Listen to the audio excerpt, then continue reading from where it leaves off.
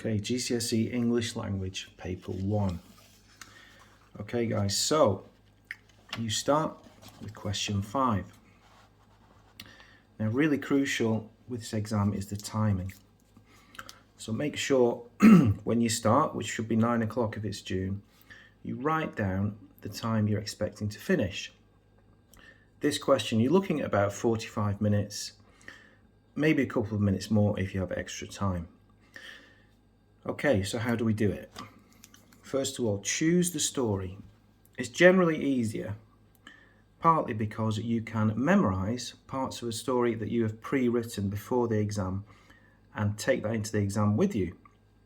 You might not remember all of it, but you should be able to remember good quality sentences or maybe a paragraph of high grade writing with lots of descriptive language and some good language features in there, which is going to get you more marks straight away.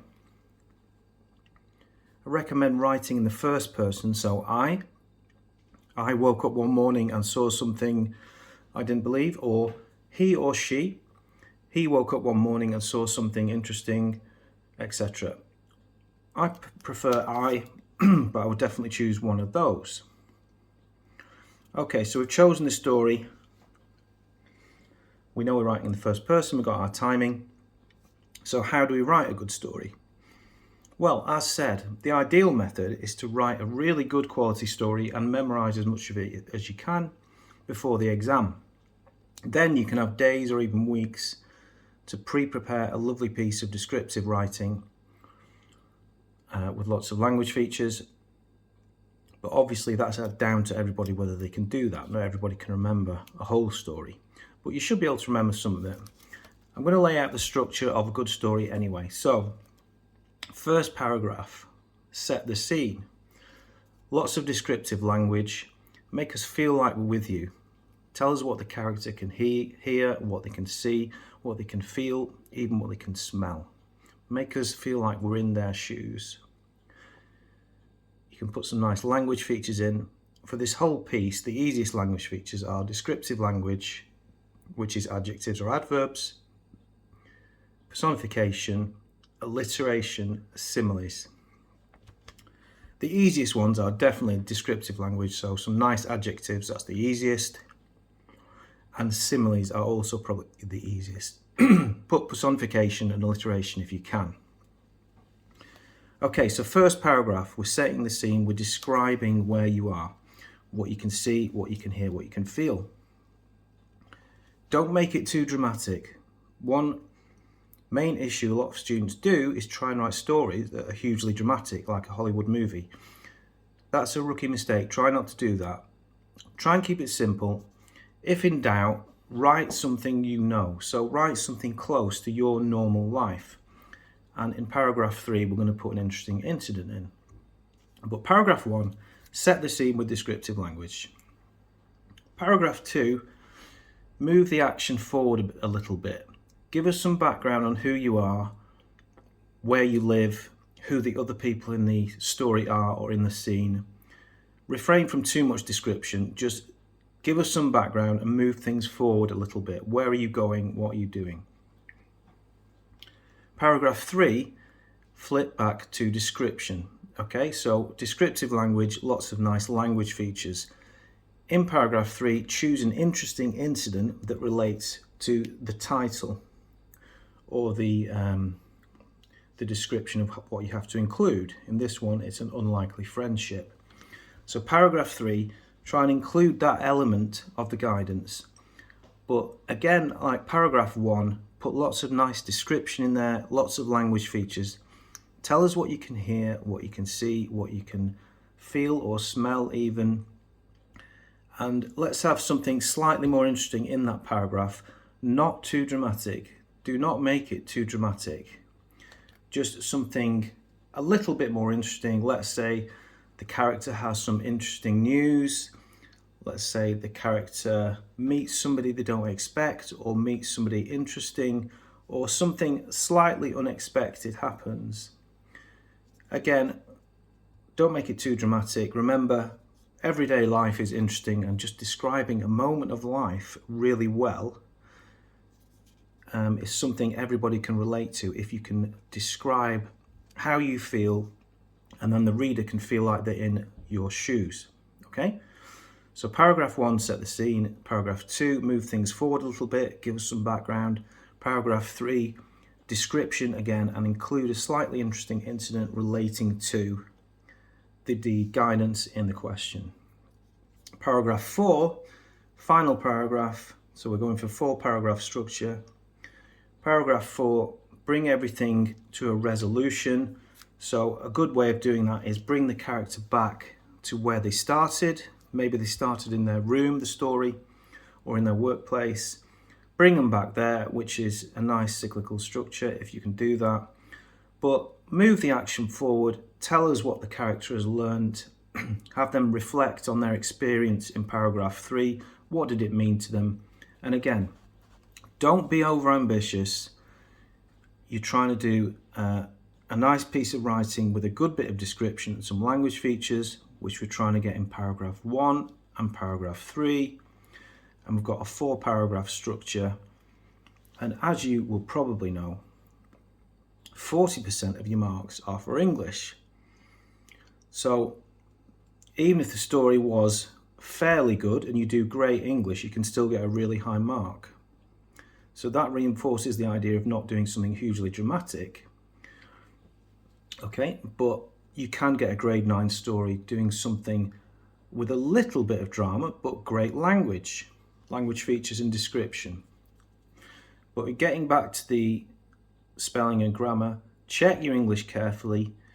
The errors that most students make are not paragraphing, not using capitals correctly, and that includes the pronoun I, which a lot of students still write as a small letter I, so watch that one. And if you have any difficult words you're not sure how to spell, just choose a different word. Okay? So that's some nice guidance for a good grade 4 and above piece of writing. 45 minutes. That's 50% of your exam. So if you do that in the time, and it's reasonably good with all those elements included, you should be feeling pretty confident. 50%. Okay, so second question. Not surprisingly, question 4. And paper 1. This is 25% of your marks. Okay, so you do question 5 and question 4 well, you should be feeling really confident. That's 75% in total. And again, crucial to time this correctly. As said, the main 2 reasons students don't pass these exams, obviously, is the quality of the answers, but the other thing is the timing. Students just don't manage to finish. So try and avoid that. This is a 20-mark question. So you're looking at 25 minutes, maybe 30 minutes if you have extra time. So I'd write your time down again. So you'd be around about 9:45 or 9:50. So you're looking at something like 10:15. You can get a few minutes reading time, but you're looking at about 25 to 30 minutes for this. 30 minutes is absolutely fine if you've got extra time. And if you're not, 25. Okay, so how do we do it? Right, it's the agree or don't agree question. You've got a statement and you're going to agree with it or not agree with it. Of course, you can say, I agree to some extent. So you've got 3 options in your responses. 20 marks. You're looking for at least 3 nice points. So 3 PEE paragraphs. If you write them very well, 2 paragraphs, 2 PEEs in response to the statement would be enough. Now, in the reading section, when you're looking at the text, you do get your marks for the quality of your responses. So theoretically, you could write 1 really good PEE, 1 paragraph in response to the statement and get a grade 9. Now, I don't recommend that, but I'm just making the point. Don't be stressing out about how many PEEs or how many points, how many agrees or do not agrees you get for this question. So we're going to aim for 3 PEs, but 2 good ones is perfectly adequate. Right, so how do we do the question? The only thing that's going to change from the practice papers that you do is the statement. So in this one, this is about a character who's an old man and a relationship he has with the boy. Some of you might be familiar with it. In the statement, whatever you get, there will be 2 things to agree with or disagree with. 2 things. So this one, for example, while it seems that the old man is widely seen as a failure, in this part of the story, the writer shows that the boy still has faith in him and that they greatly respect each other. To what extent do you agree? So, the 2 things, the writer shows the boy still has faith in him, that's the first thing, and that they greatly respect each other. So, we're looking for those 2 things in the text, nothing else. So identify the 2 things that you're going to try and find in the text. Those are the only things you need to look for. So in this one, we're going to hit the text and we're looking for anything implying the boy has faith in him, the old man, or anything that implies they respect each other. Now, as a lot of you will realise, it's not going to say the boy still had faith in the old man, or they really respect each other. It's not going to use those words. What the examiners are trying to do is see if you can infer. In other words, there'll be words in the text that hint or imply that the boy has faith in the old man, or words that imply or hint that they respect each other. Okay, so that's a really important point. So you hit the text. You're looking for something that could imply that the boy has faith in the old man, or could imply that they respect each other. So you scan the text, have a good look through. You perhaps have had a chance to scan through it briefly just when you turn over to page 4, so maybe a quick scan, and now you're going to read it in a bit more detail. You're looking for anything that implies either of those points. So the boy still has faith in him, or they greatly respect each other. Obviously it will be different in your exam. As soon as you find one of those things, circle it in the text. Okay, so let's say it's here, get it circled. You could write there, boy has faith. Could circle down here, maybe this means they respect each other. You could write respect. Okay, now as I said, you're only looking for 3 PEEs. 2 really good ones would be fine. So you're only looking for 2 or 3 things to circle in the text. When you found them, you start to write your answer. Okay, so it's really simple the way you write this. You just say for each point, I agree, or I disagree. Or you could write I agree with the statement, or you could write I agree the boy has faith in him. Any of those options are okay as long as you say whether you do agree or not. Then you put your quote, and then you explain why that quote means you agree with the statement, or that part of the statement. And the explanation is where you get your marks. So the quality of your explanation. Can you explain clearly why those words that you have used mean, in this case, that the boy has faith in him? Can you expand and explain exactly why those words mean that? So in this section, the whole section, section A, which is the reading section, so questions 1 to 4, they're seeing if you can understand the words. Okay, so the detail in your explanation is what gets you your marks. Okay, so that goes back to what I said before. You could write 1 knockout point and get a grade 9 because it's the quality of your explanation.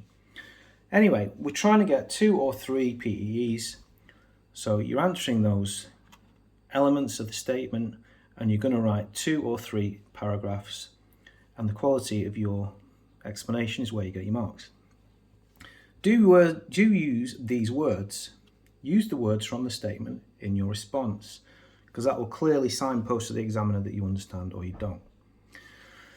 It does ask you to look at the language features throughout the whole of the first section, the reading section, so you can comment on the effectiveness of the language of the writer. So when you're commenting on whether you agree or disagree, you can say the writer uses a simile here, and this means this, which supports why I agree. So you can mention language features. I would maybe throw one of those in. Don't panic too much about that, as you can see, it's not a key part of this question, but it will get you extra marks if you can allude to at least one language feature to show why your point means you agree or disagree. So just to make that point again, maybe try and allude to one language feature in this question. Okay, so 25 minutes, 30 minutes, you move on to the next question, question 3. Should be feeling confident because those 2 you've just done are 75% of your paper. So question 3, structure, structural features. So the most difficult question on paper 1 in general. Most students find this quite difficult. So how do we do it? Okay, so for this question, let's look at the time first of all. It's 8 marks. So you're looking at 10 to 12 minutes if you have normal time, probably 15 minutes if you have extra time. Bear in mind you've already read the text for question 4. So you would do question 5, then you would read the text for question 4, then you would do question 4, then you would do question 3. So you've already read the text at this point, so you shouldn't be stressing out too much. You're probably going to have to go over it again. Okay? Structure. The big question is, what are the key structural elements that we can comment on? Now, this question is really easy if you can remember a nice little method of doing it. Okay? So the easiest structural elements to comment on, what are they? First one is the opening. What happenings in the opening of the source?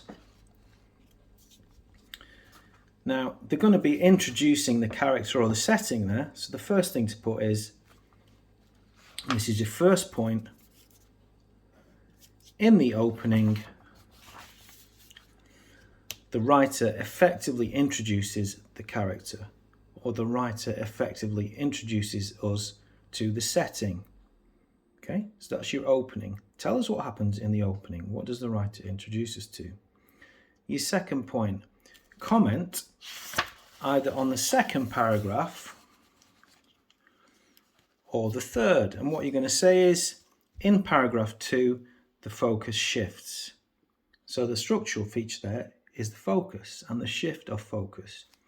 Because in the paragraph 1, they've introduced something, and at some point, all writers in the second or the third paragraph will change and then focus on something else as the action moves forward. So the second point you're going to make is in paragraph 2 or paragraph 3, if that's the right one, but it's more likely to be paragraph 2. So in paragraph 2, the focus shifts to look at the character. In this case, it's the boy. So the focus shifts to introduce us to another character, which is the boy, and gives us some important information on this character. Okay, so we've got opening. We've got a focus shift. The third thing I recommend commenting on is the ending. Ideally, you're going to comment on the whole piece, but you might not have time to do that with 10 or 15 minutes.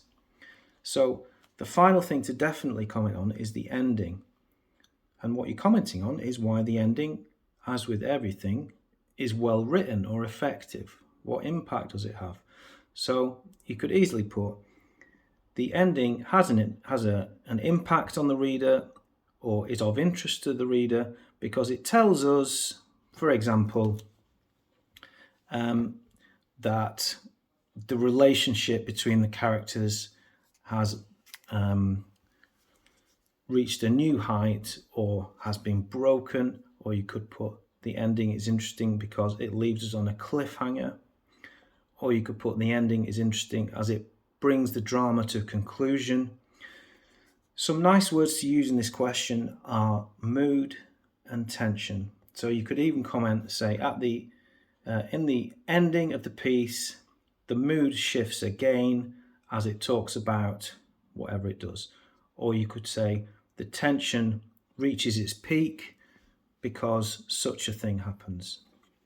So you're just saying what happens in the ending that's interesting.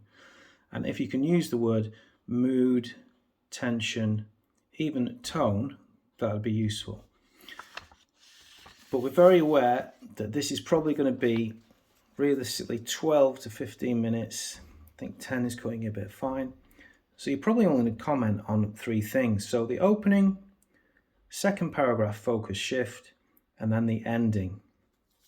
If you feel really confident, ideally, you would comment on every paragraph of the source or every little section of it. And you can talk about dialogue or foreshadowing. There's lots of stuff you can talk about, but definitely focus on the opening, focus shift, and the ending. Those 3 are the easiest. Okay, question 3 done. Now we move on to students' favourite question in general, language features. Generally thought to be the easiest. So certainly a place where you can pick up a lot of marks. 8 marks again, so 10 to 15 minutes. Realistically, 12 minutes is fine for normal time, 15 minutes if you have extra time. And it normally has the section that you're going to comment on at the top, so that's easy. And bear in mind, as with all these questions, what they are asking you to comment on does contain the things they are asking you to pull out. So with every question, whatever they ask you to look for is there. And in this section, they put at the top, there will be some great language features. Okay, so what are the easiest language features? The easiest ones are descriptive language and a positive or negative language. Every single text you get will have those 2 things. Descriptive language, adjectives and adverbs are the word class you're looking for there. Adjectives are the easiest. So make sure you know what an adjective is before you go in the exam. Positive and negative language obviously is quite easy. Positive is anything that presents positive image or tone, and negative, obviously negative. So those 2 are very easy. The other 2 ones that are very likely to come up are personification and similes. So I would recommend you know that those 2 are. You do not need to know loads of language features. It's a real waste of time to focus on that rather than focus on preparing on your story and your question 4. So definitely come to terms with descriptive language, positive and negative language, and if you can learn what personification and similes are, even better. Okay, so it's a nice PE structure you do for the response to these, to this question, the paragraphs you're going to write. 8 marks. You're looking for at least 2 good PEEs. 3 would be even better, of course, but 2 is perfectly adequate. So you're going to pick 2 quotes from here. Ideally, you're going to say what language feature they are. So, for example, the writer uses a simile. You put your quote, and then you explain and expand why this is an effective use of language. What does it tell us? What do those specific words bring out in the reader? What sense does it create in their mind? Now, for good mark responses, students expand in quite a lot of detail on individual words. So again, as with the previous 2 questions, you're looking for good quality responses. Even if you wrote 1 paragraph, 1 PE, and explained it really thoroughly and in detail and showed you understood the words, you could get a super high grade. So let's say we pick this, just the first bit. The old man was thin and gaunt. Okay, so thin obviously is descriptive language. You could arguably say thin is negative language. And then what I'm implying you should do, guys, is get that word and think of as many different meanings you can off that word. So thin, maybe he's poor because he can't afford food. Maybe he doesn't know how to cook, who knows? But you're looking for all the different meanings. You could say he looks unhealthy. Okay, you could say he looks weak. So just from that word thin, we've got lots of things. He's undernourished, he doesn't eat properly. Maybe he's poor. It implies he's weak, maybe he's frail and fragile. So you're looking to get as many explanatory words from the words that you highlight and go into detail. Okay, so looking for 2 good PEEs for this. Pick your quote, signpost what the language feature is. He's using a simile or he's using descriptive language. If you don't signpost the language feature, you can still get a great mark, and it is not essential to do that. Just make sure if you do that, you say, the old man was thin and gaunt. What you say is this language is interesting because it tells us that, and explain in detail what it tells us. And you can get a great mark for that, so don't be worried. Okay, so 2 PEEs, 12 to 15 minutes, should be feeling confident, okay? And as said, the timing is crucial. Don't be one of those students who gets to this part of the paper and is rushing because they're running out of time. Okay, final question, the easiest one of the lot. Question 1. Now, there is a case for doing this first because it's so easy, but your focus really should be question 5 and question 4. This is a no-brainer, relatively, very simple, I'd say. I'm not even going to go through it in detail. You just go through the first few lines and it'll be asking you for a bit of information. Very difficult to get that wrong. Just make sure you write enough words, but not too many. Write at least 4 words, I'd say. And then you should be feeling confident. 5 minutes to do that question, 4 marks. You should be feeling confident that you've done the paper effectively. Okay, so a few general points. The exam is going to be stressful. Okay, so be aware that's going to happen. Everybody feels stressed, even those who do a great answer. So be mentally prepared for that. Some things are not going to go well. Some things are going to go well, some aren't. So don't panic when things don't go well. If everything goes perfect, then you can get a super high grade, but you're not aiming necessarily for a super high grade, you're aiming for a grade 4. And it's likely to be about 46 to 48% as the pass boundary for that. Prepare as much as you can. Make sure you don't get there in a rush to the exam. Make sure you eat properly before the exam. Okay, guys, so hopefully that's interesting. Hopefully that's helpful. Good luck to everybody.